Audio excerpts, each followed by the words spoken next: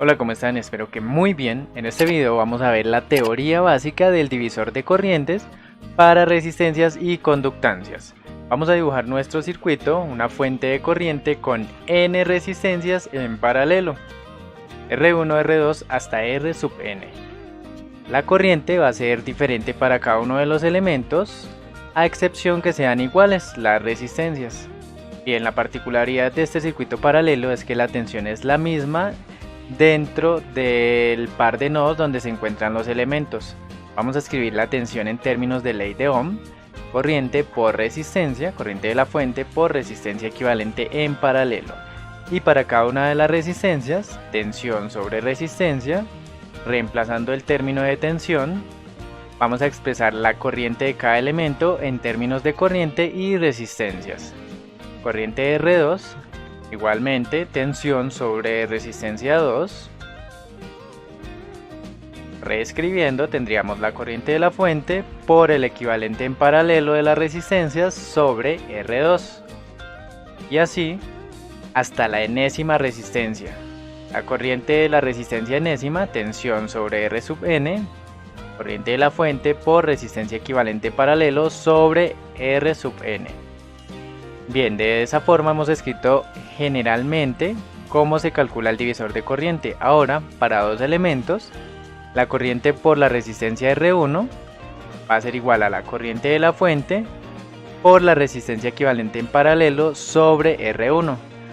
La resistencia equivalente en paralelo la podemos escribir como, si son dos elementos, el producto de esos dos sobre la suma.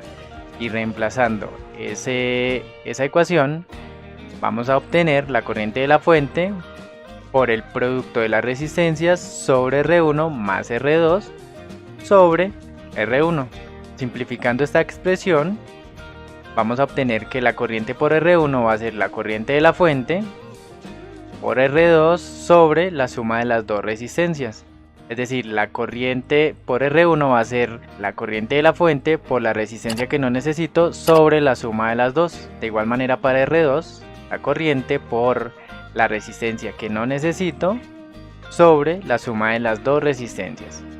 Ese cociente de resistencias va a representar un porcentaje del total de la corriente, que es la corriente de la fuente o la corriente que está ingresando al divisor.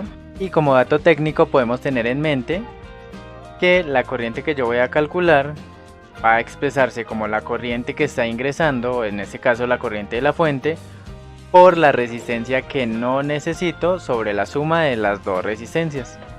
Vamos a continuar con el divisor de corriente para conductancias. El divisor es mucho más fácil de utilizar cuando se utiliza con el inverso de las resistencias.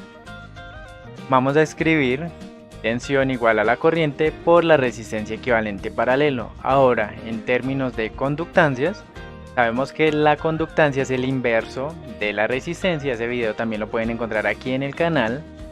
Así que reescribiendo, la corriente por la enésima resistencia va a ser la corriente de la fuente por la resistencia equivalente en paralelo sobre R sub n.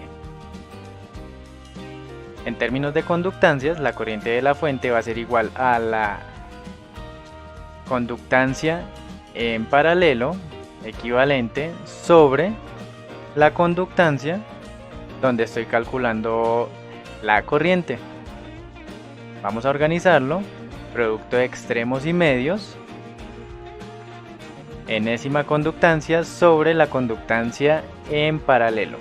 Es decir que de forma general, si yo quiero calcular la corriente por una conductancia o por una resistencia, lo único que tengo que hacer es tomar esa resistencia e invertirla y calcular el equivalente de la conductancia en paralelo. Sencillo.